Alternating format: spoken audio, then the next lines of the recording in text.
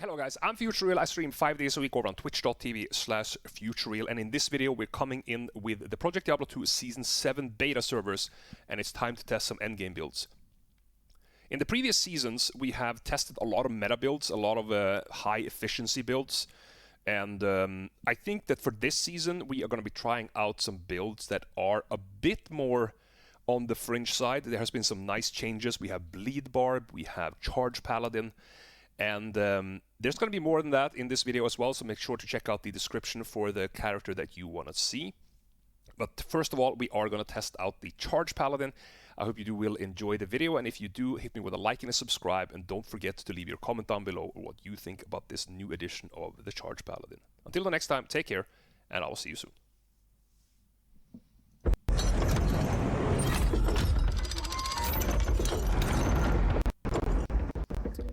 All right, there we are. We have built a Charge Paladin, very, very generic Charge Paladin. He does have good gear. We are not gonna claim otherwise. But since we don't have corruptions, we have gone pretty hard on the gear here. So let me just first of all say that I have no clue if this is the best way of building the character. This is just something that we put together on stream. You know, we took like 10-15 minutes to put this gear together, and also the build. We don't know if the build is super tuned, but as a generic Charge Paladin, by the way, we all have the mercenary. So we're using a Beast mercenary, a Beast Act 5 mercenary, just standard gear, Ling of Hands, String, Gores, Crown of Ages, and Fortitude. And then we have CTA and Herald. We have Crown of Ages, Fortitude, Atmos for Amp. Not sure if this is the best thing to do yet. Steel Pillar. Steel Rents, because why not? Attack speed is not affected by charge. So we have Raven, Wisp, String of Ears, and Gores. Max damage, Charms, Torch Annie. And we have Resistance and Life up here. So we're gonna try.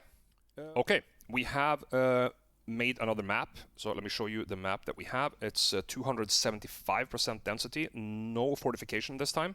Still have quite a bit of health buff on here, and as you see, no souls on here. We're just gonna jump into the map, and then we're gonna talk a little bit about the build afterwards. So just go here and spawn that Heart Wolverine.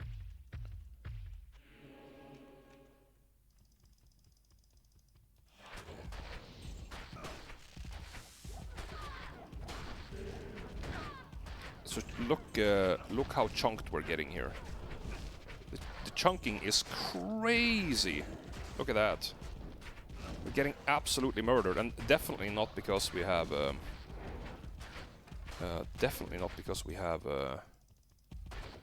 mana issues here. We have full mana. So the damage is insane. The damage is really insane, right? Okay, so I think we have actually seen enough here. The damage on the character. Let me just show you the damage sheet here. Is absolutely nuts, right? The problem is you don't have enough defensives. So we are playing Crown of Ages and String of Ears. So we have 30% damage reduction right now. I am wondering that even if you give up Fortitude, which would be a damage loss, let's take a look. It wouldn't be too bad. We will lose about 10% damage. Yeah, we will lose about 10% damage by giving up Fortitude. I think it might still not be enough. But I'm going to change it right now. We're going to put on a shaft stop, and we will continue in this exact same map. So I'll be back in 2 seconds. Alright, we have changed a little bit of the gear. We basically changed out the Fortitude with shaft, so we have dropped about 10% damage-ish. something like this, for more damage reduction. So let's check out how the chunking will be. So we are on the same map as I showed you before. So let's just take a look if the chunking is any better.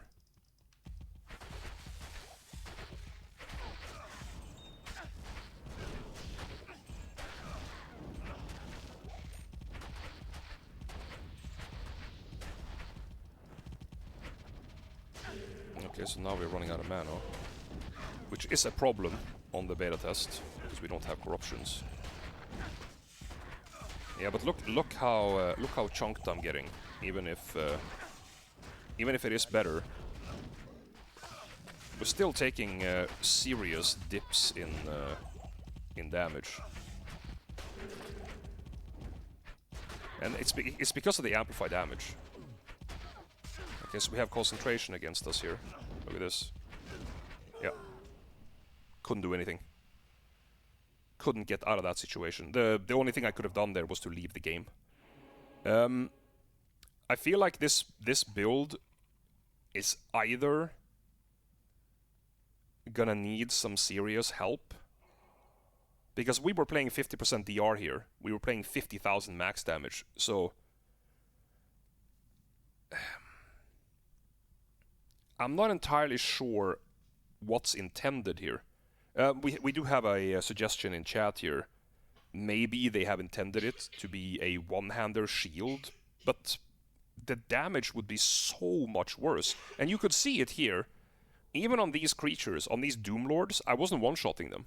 It took 2 hits. It took 2 hits to kill them. So I'm not entirely sure what's intended to do. We will quickly put on one-hander and shield and do a quick respec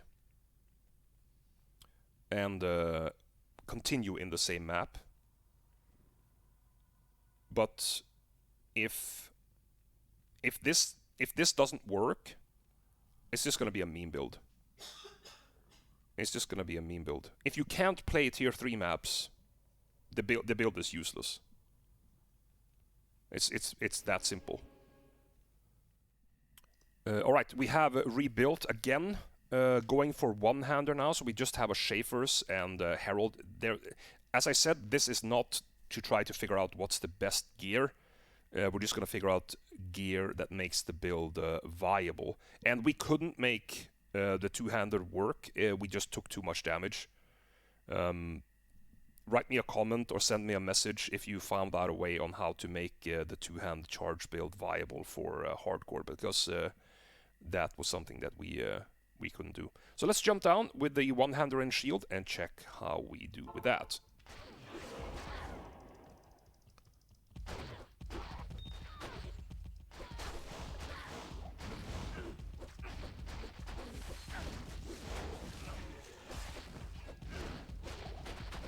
Okay, so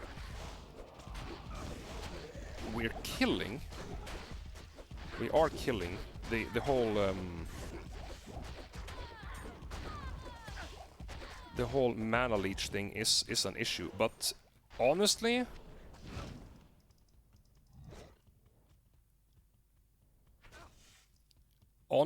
this is not good enough. This is not good enough for a melee build. Standing there for 20 seconds and trying to click all the creatures that gather around you is just not good enough. It honestly isn't. So let me do a quick run through of the talents. So you can see we're running an Act 5 mercenary. That is to get fanaticism, and so that means that we're running concentration as our main aura.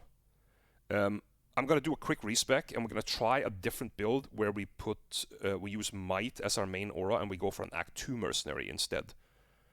So let's see how that works out.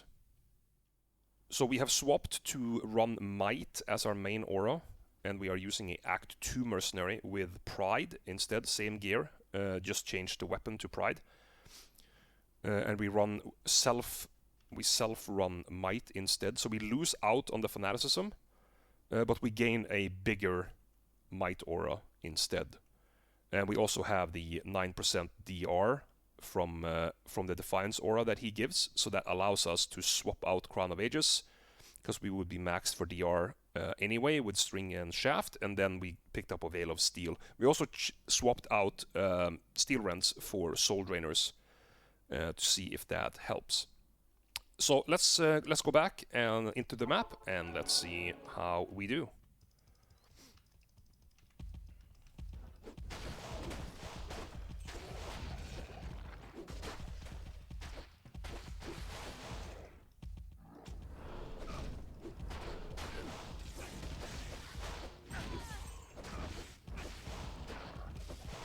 Okay, this feels much better. This feels much better. Not gonna lie. It still feels clunky.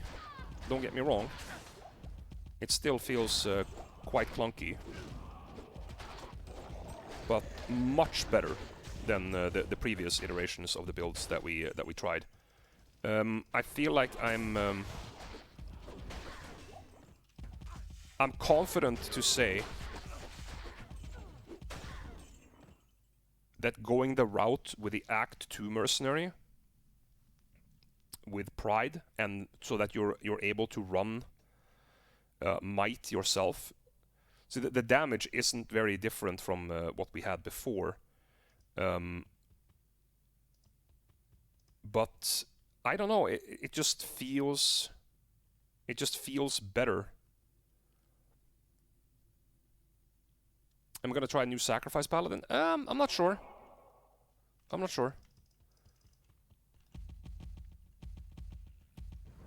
Let's take a look. Oh, did I desync? What's going on here? I think I desynced pretty bad there. No clue what was going on.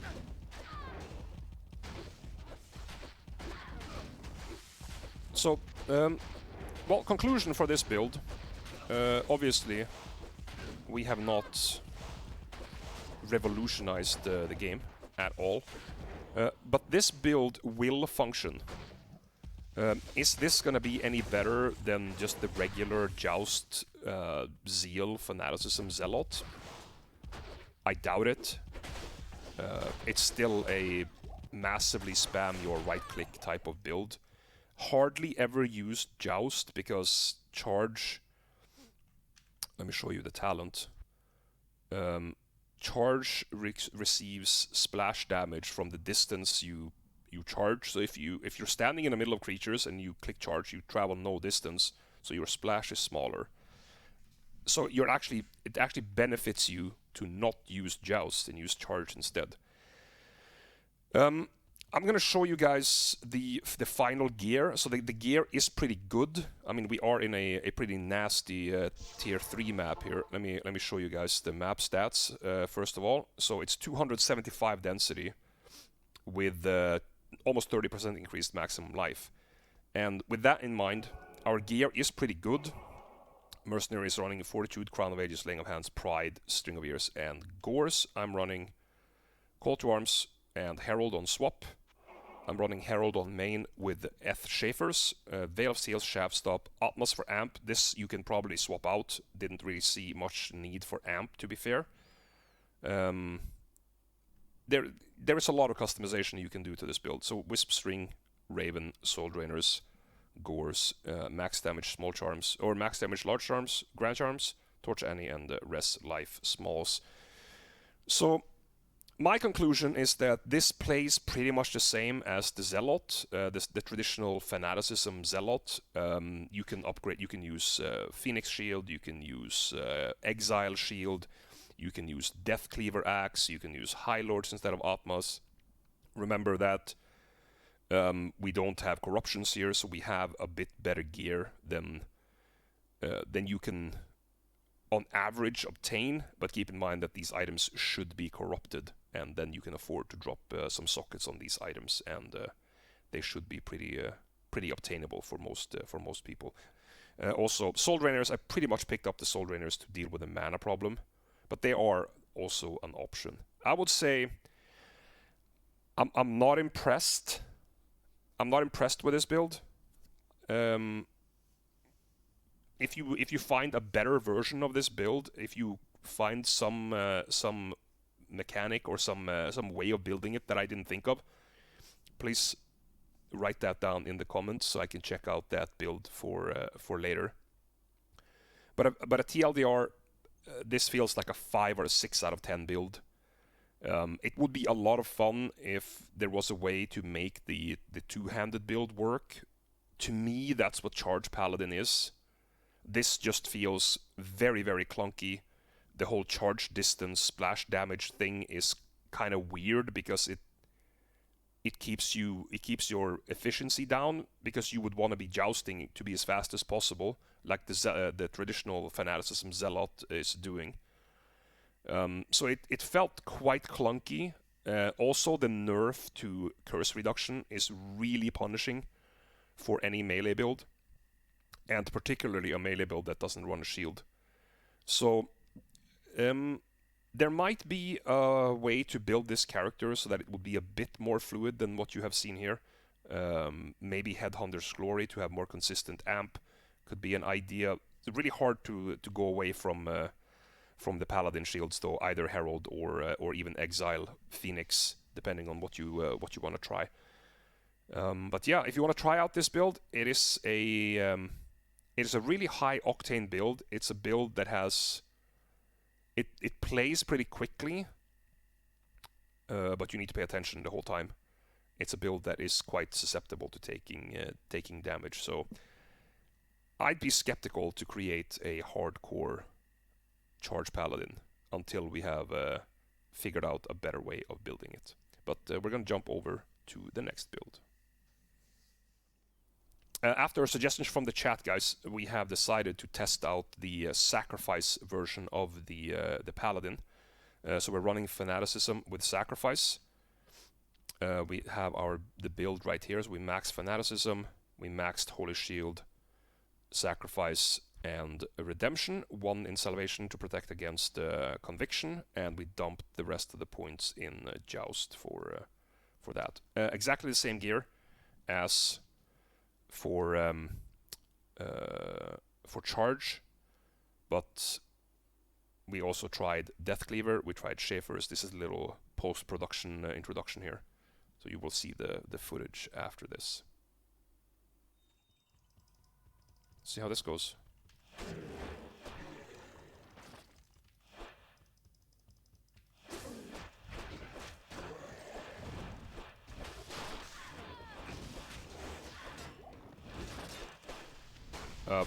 Pretty much the same, I would say. Even less damage, I think, though, than Charge.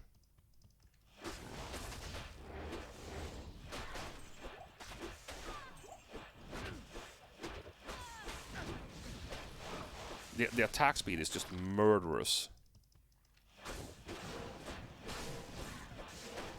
You probably would have to do something about the attack speed here.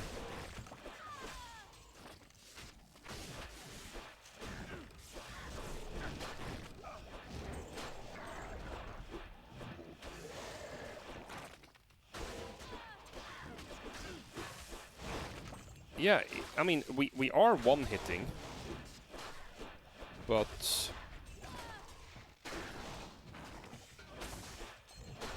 it's very slow, though. But it's pretty much the same as Charge. It's pretty much the same as the Zealot. It works the same way.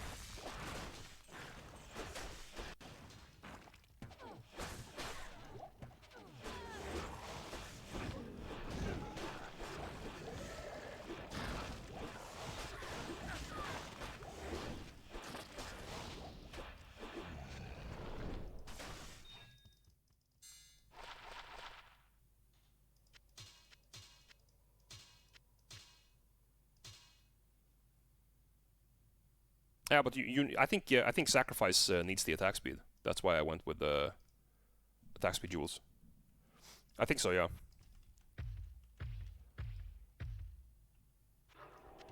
Okay, let's see if this is better. That attack speed is surely better. But I think that, yeah, the damage is much lower.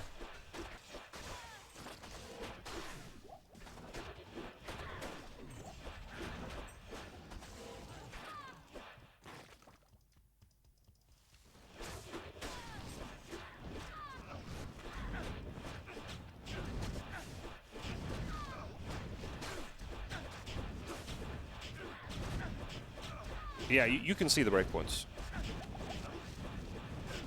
Yeah, look at that. Look at that damage. Like, how the hell are we getting so murdered?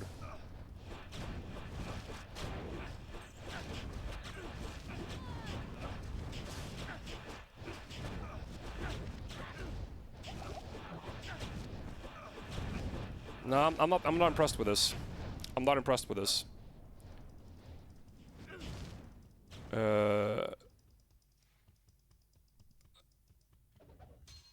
This doesn't look very good at all. Yeah, I don't know. I really don't know. I'm not impressed with this.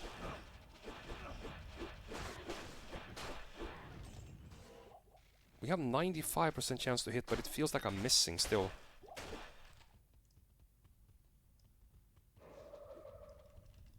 Oh, we have Mendelin event inside here? Who the hell thought that would be a good idea?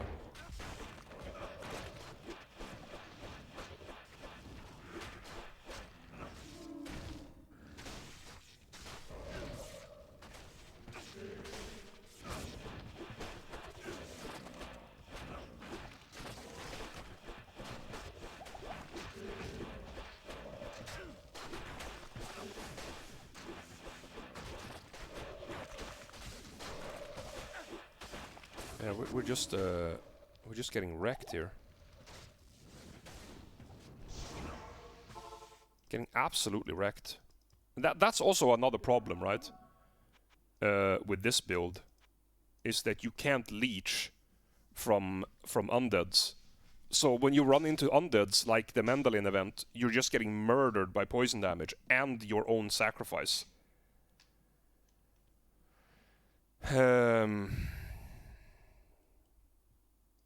Nah. I'm gonna go ahead and say not for me. There might be a way that you can make Sacrifice Paladin work, but from what I saw in that little short test that we did now, and considering the crazy gear that we have, we tried both Schaffers and the Death Cleaver. Our gear is pretty damn solid. And my impression is that the traditional Zealer is just better. I saw Leaky play traditional Zealer multiple seasons, and he's wrecking much faster than I'm doing here. Like, obviously he's a much better physical Paladin player than I am. Don't get me wrong, you will obviously perform better when you practice the build, right? But it felt weak, it felt clunky, and nah, not for me. Not for me. We have tried a little bit with this Fend zone. So this is an endgame Fend zone build. I got this idea after I finished the sacrifice and the charge paladin that you have just watched. I want to check out this Fend zone because the thing that was lacking on the paladin was a little bit like to be able to stay alive. And with the passive talents that we have on the jab zone or on the Fend zone, this actually might work out even better. So we have obtained a pretty gnarly map, 265 density over here. Throne the same as the charge paladin and sacrifice paladin was doing. Let me show you the gear. The gear is exactly the same as the first iteration of the charge paladin. So Act 5 mercenary with might aura and beast. I'm running CTA lidless, of course, and then Xerace for the joust. So we're running damage reduction with shaft stop string, High Lords for deadly strike. We have Veil for res and damage. Damage to demons and attack speed on laying of hands. We have Ravenfrost, String, Wisp, and Gores. The inventory is max AR and resistance life over here with the Torch and Annie. The build is pretty straightforward. We max the damage, so Fend, Javelin Mastery, and Jab. Nothing in bow, and then we have 1 point in Valkyrie. We have 10 points in evade, 10 points in dodge. I put in points in critical strike until another point, as you can see here, would not give you a percentage increase, and then I dumped the rest of the points into penetrate for more attack rating, which takes us incidentally to 95%, which is great. We tested a cow map before this just to see the damage. That's why it says Hellbovine. But that's okay. Let's jump into this Throne of Insanity and see what we have. See if this is going to be working a little bit better than the Joust Paladin or the Charge Paladin. It plays very, very similarly to the Charge Paladin, of course. But it actually feels like, look how little damage we're taking. Any type of damage we take is immediately healed back to full. That was a little bit of a chunk right there. That was a little bit of a chunk, not gonna lie.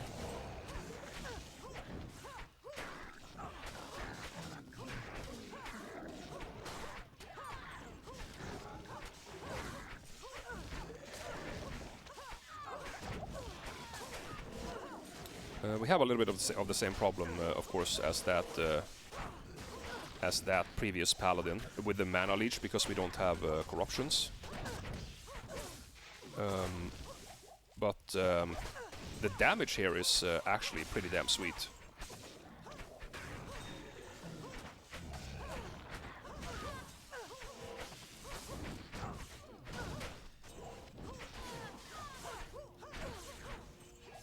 There is a little bit of a chunk here and there. I don't know if it's from the map stats or if it's from the creatures. The map itself is pretty dangerous for melee.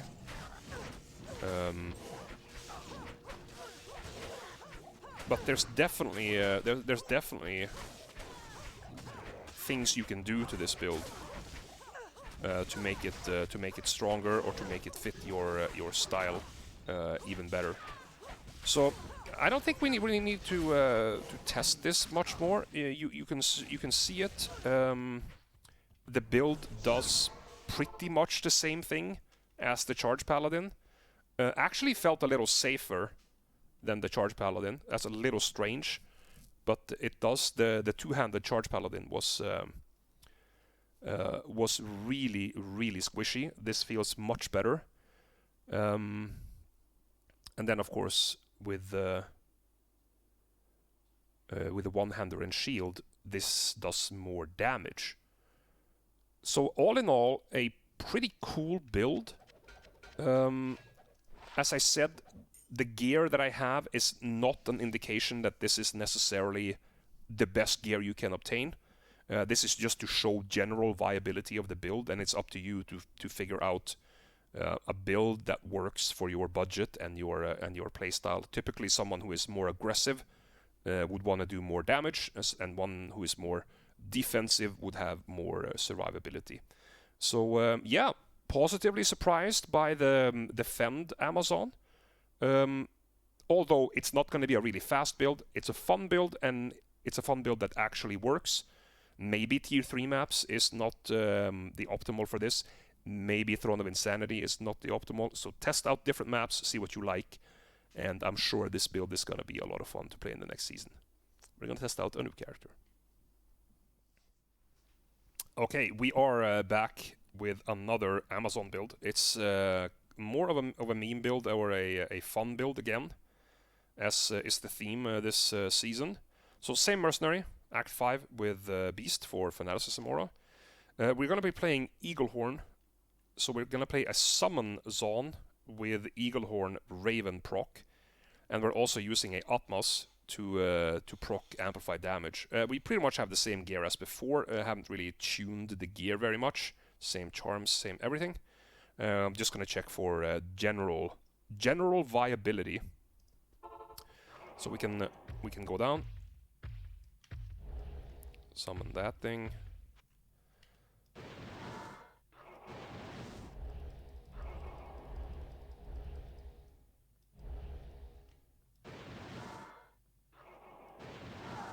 There we go. And let's run and see.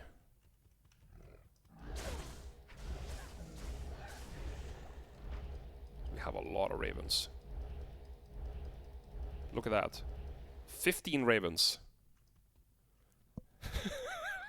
We have 15 ravens. Oh my god.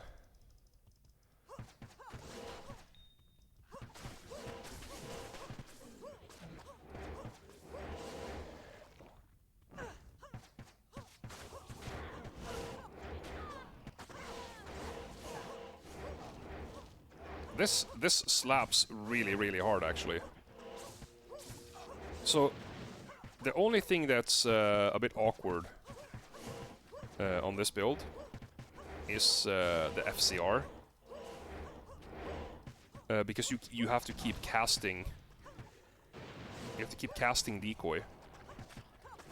So you are basically not here to do damage, right? You're here to give your creatures amplified damage, and you're here to summon ravens. That's it.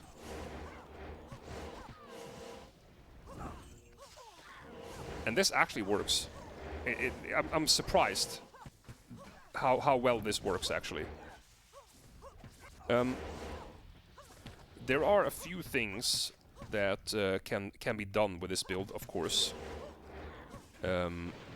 The only thing you have to do is keep recasting those decoys. It does take out of your DPS output, particularly your amplified damage procs, because you're using quite a bit of time to This is so funny. Oh my god, this is so funny.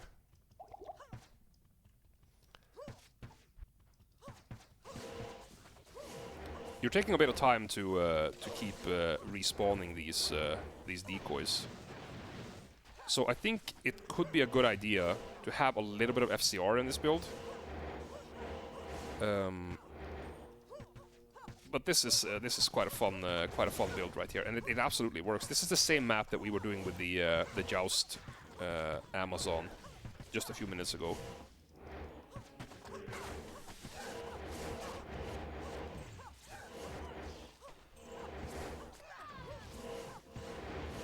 So as long as you remember to keep your decoys up and resummon your Valkyrie if they die, this build is actually pretty cool. And it's not gonna be much of a difference. The thing is that if you're doing so if you didn't see it, we have a suggestion up there to use Magic Arrow instead. And if you're playing Magic Arrow, it's more damage-centric, so the character itself is set up to do more damage, and you're doing spell damage, whilst the build that I have chosen to go is full summon-centric. So I'm not here to do damage. I'm here to give amplify damage and summon ravens. That's my purpose. So yes, there are different types of summon Amazon you can play. Upon closer review, you would want to try to get this Valkyrie up to 30. You might even remove the max, because max damage. We're not really here to do damage. Get at least 3 skillers so that you get the Valkyrie to 30 points for the third Valkyrie. You can actually even sacrifice the Veil of Steel, go for a Vamp Gaze for the damage reduction, and then change Shaft Swap for Peace. And you would have 4 Valkyries. 4. So you would have 4 Valkyries, 2 decoys, or 3 decoys, excuse me, because that works the same way. And 15 ravens.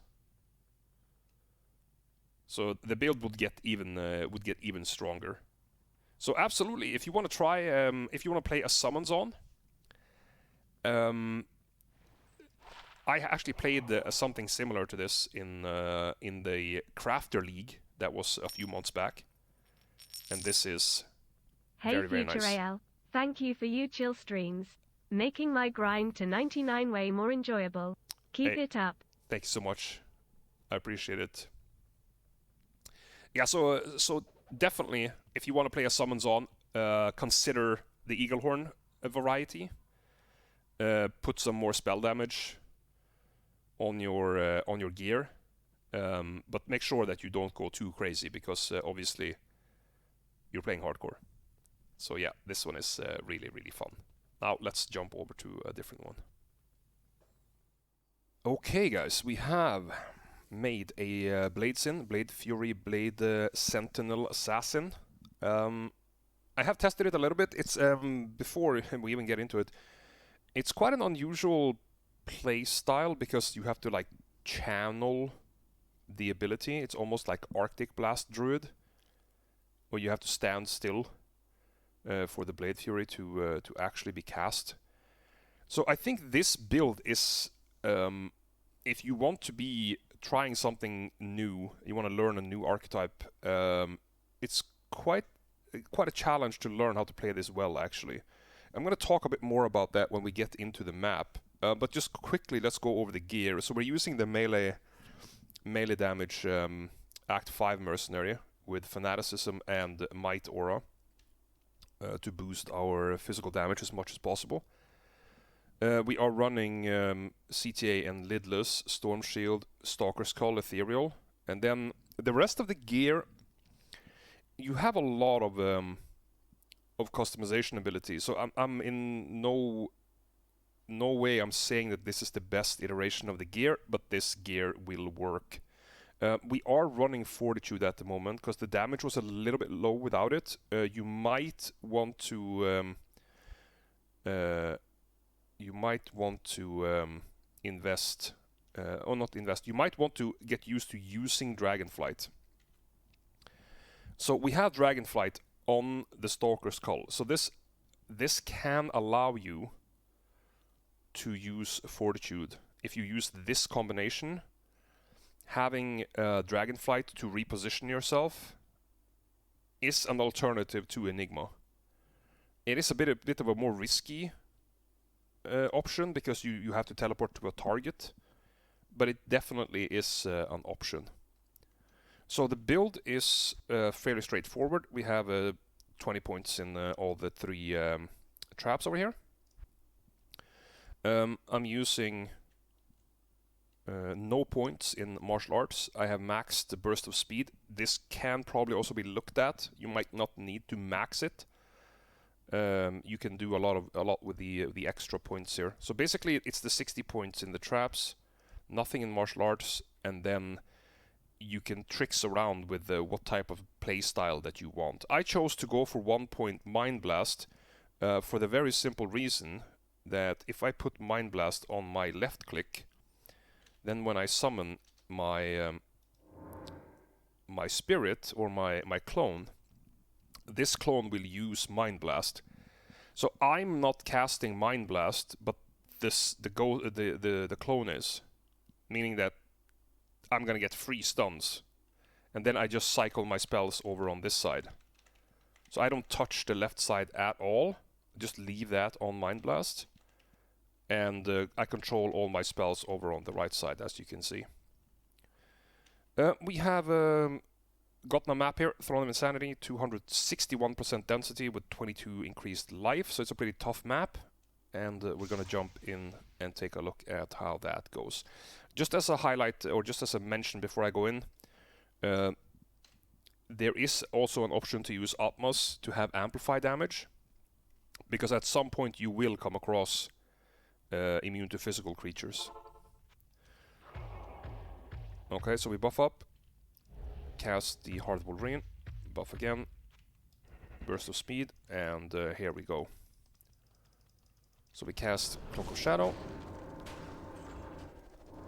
and then we have the Blade Sentinel. And I found it almost better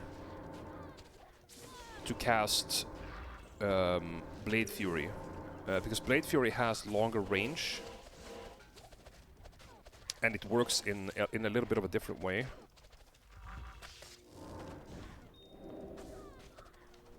So let me illustrate what that looks like in a second here. It's also a bit awkward to keep your clone alive. The clone is fairly weak. Let me clear out this room, and I will show you exactly what we're talking about. So the build has really good damage. The single target damage is absolutely crazy. It is a little suspect for farming, AoE farming though. If you have a lot of creatures around you, the projectile travel time, the lack of splash damage is a bit awkward. But let me show you here what is going on with this build that I wasn't aware of at the beginning. So let's go with the Blade Sentinel, right? Okay, so if I click here, the Blade Sentinel will travel just to where I clicked. If I click here, it will travel all that way, and if I click there, it's going to travel all the way over there. But you see, this means that as the further you're playing, the longer the range of Blade Sentinel increases. However, it also creates a really strange playstyle, because I have to have my mouse pointer all the way over here, but if I want to go this way, so I have to move my mouse pointer over really big distances to be able to cast in different directions, right? So it's really awkward. It's really heavy to keep moving your mouse pointer these long distances. Not to mention the travel time of the projectile is crazy. So now if you have Blade Fury, you can literally click here, and it's gonna shoot the entire screen. And the travel time of the projectile is much better. So I'm wondering if the travel time and the way Blade Sentinel works needs to be looked at. Because it's a very nice spell. Don't get me wrong, the build is cool, it's a very nice spell, it does good damage. It's just very clunky to use. So I found that some kind of weaving between Blade Sentinel and Blade Fury is the best. And you can choose to play very, very aggressive here. We can put Dragonflight on our teleport button. Let me see how that works. So the rotation would then be Dragonflight, Cloak, and then you DPS, and then you Dragonflight, Cloak, DPS, that kind of rotation.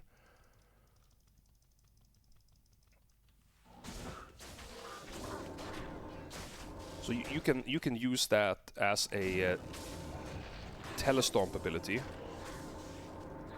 and play very aggressively.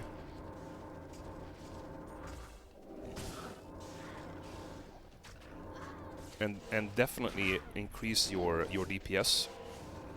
It's also more risky, so I would probably recommend that if you're trying this build out for the first time, play it with either teleport or no teleport at all, before you alternatively go for the Dragonflight way of playing the build, because it is quite risky to keep teleporting into melee range like this.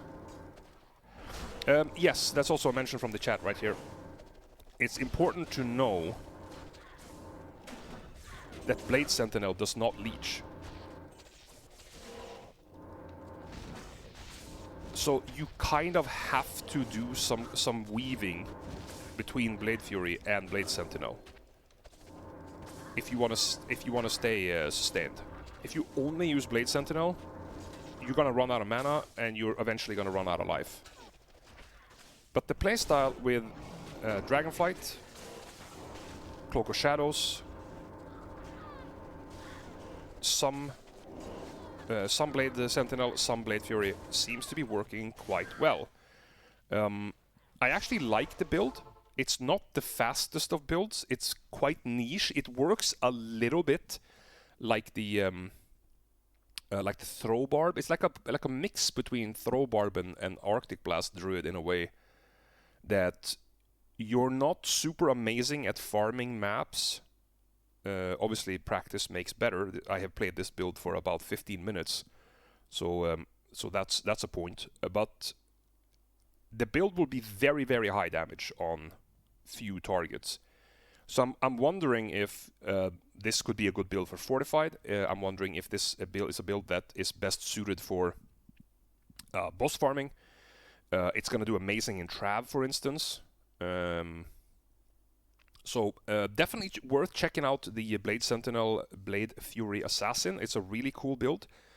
But be prepared that you have to practice it for quite a bit, and also be aware that there are many different types of playstyle. You can go Stormlash with Static Field procs with Enigma. You could go like this with Stalker's Call and use Dragonflight. You can use Enigma with this if you want to have the ability to reposition, but you don't want to jump into melee range. I think the only thing that is very important to highlight is the use of Cloak of Shadows is basically going to be the difference between living or dying when you're playing on hardcore, at least. Cloak of Shadows is extremely important. So that was the Blade Fury, Blade Sentinel Assassin. Now we're going to rebuild as a Whirlwind Assassin, and we're going to go and do some different maps. So we'll be back in a couple seconds. Time for another build, guys. We have rebuilt the Blade Sentinel Assassin that we did a few minutes ago. We have now made a Whirlwind Assassin. Same mercenary, exactly the same. Beast with Fortitude, Crown of Ages, Slaying of Hands, String, and Gores. Running this almost the same thing on this character. So we have CTA Lidless. Swap to Crown of Ages for Curse Resistance and DR. Fortitude, and we have Chaos and Fury Claw, both ethereal. This one has Dragonflight on it, so you can Dragonflight if you want to. However, there are some negatives that I can show you during the map. High Lords for the Deadly Strike. There is also an option to go Atmos for amp damage if you can't get a rare claw with amplify damage on it. Gores is pretty much best in slot. Deadly Strike, Crushing Blow, it's just very, very nice. Same with Wisp because of the Heart of Wolverine. Raven, obvious reasons, cannot be frozen, attack rating, dex, the whole shebang. String, DR, Leech. And then on the gloves, we want to be using Laying of Hands for the damage to demons. It's very, very strong. But for the testing purposes of this video, we have to use Soul Drainers for Mana Leech because we can't have a Mana Leech Corrupted Ravenfrost, which we would be playing on live. There are multiple gearing options for this build. As I said, you can play Atmos, you can play Rare Claw, you can play 2 Chaos Claws, you can play Chaos Fury, you can even play Jade Talon if you want that. There's many, many different ways of doing it, depending on what talents you want to play. So let's take a look at the build real quick. So, the core of the build is Claw Mastery, Weapon Block to 50%, and max fade. And then 1 point in Tiger Strike. That's what you have to have. Pretty much the rest of this stuff is optional. So you can pretty much do whatever you want. The route we went is 1 point in Cloak, because Cloak is OP. Maxed Venom and Cobra Strike as the synergy to have the maximum poison damage. This also promotes using Jade Talon, by the way, if you were interested in that. And then in the traps, we just dumped the rest of the points in Blade Shield. So there is a little bit of a pre-buff here, but let's go down and let's see how this goes. So I'll show you the map first. So this is a fortified 251 density sewer map with 39% extra life. It's a very tough map. So let's see how this character can do in this fortified map. Okay, so we got battle orders. Fade. Heart of the Wolverine. Venom. Where did I put Blade Shield? There. Blade Shield. Now everything is up.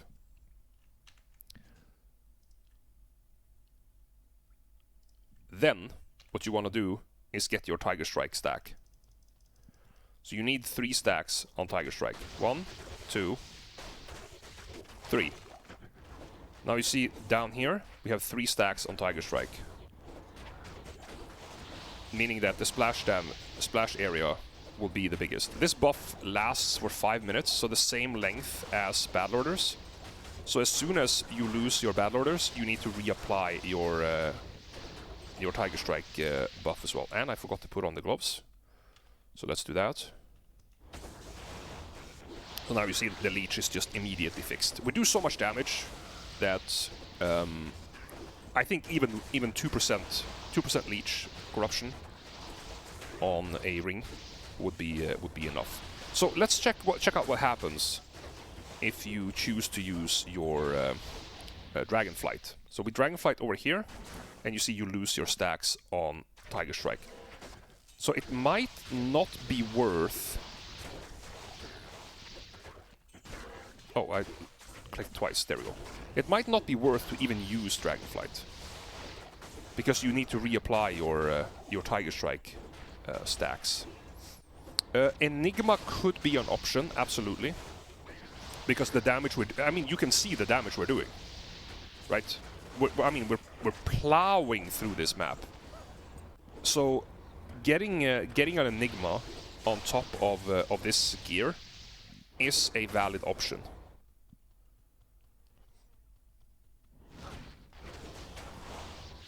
Yeah, I can show you the Tiger Strike talent. So what it says here is that for each charge, you gain 200% damage, and then on 2 charges you have 20% melee splash increase, and then on 3 charges you have 40%. So having the Tiger Strike buffs or stacks at 3, very important, very important. And they do last for, as I said, 5 minutes. So there is no risk, or there is no like super backside of having to reapply it like every 30 seconds, like you would, for instance, on Frenzy or on what's the talent for Druid? For Ferocious Bite, I think. I can't remember what the talent is on the Druid. Feral Rage. There we go. So that one needs to be applied fairly often, while this is every 5 minutes. So it's much more smooth. So imagine, like, this is a 251% density tier 3 sewer map with almost 40% increased health, and we are just murdering this. Absolutely murdering this. And the gear that we have chosen isn't necessarily best in slot, but it's more just to visualize what this character can do. So it's a very strong character. Defensive side of the build, max DR, max res, 50% weapon block. Yeah, I mean we're barely taking any damage, and we also have curse immunity cap, or curse reduction cap. We're at 75% curse immunity with Fade and Crown of Ages. So defensively, this build is very, very strong. Yeah, we also have slow from the frozen orb damage, which also helps limit incoming damage. But I mean, you can say that, oh well, this doesn't seem that fast, and I would agree with you. But keep in mind, this is a fortified map with 40% extra health. Like normally, you wouldn't even touch fortified maps that have extra health on them. But this character is just plowing through it. It's unbelievable. I'm so surprised. I'm so surprised how strong this is. Let's go to them. Let's get to the map boss, and we'll take a look at how we do against the map boss. He should be right up here. So you can clearly see that without having Enigma, it is a little slow to go between packs, particularly for Fortified. Oh, there's the boss.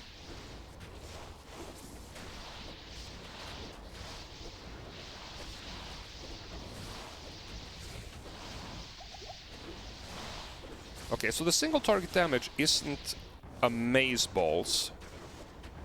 But also, again, this is a 40% increased density map. I should have healed my mercenary, which I didn't. That's my bad. Was a little trigger happy. Okay, there we go. So yeah, 40% health increase, fortified boss. Didn't even drop health. Didn't even drop health. So, Battle Orders, Fade, Venom, Blade Shield.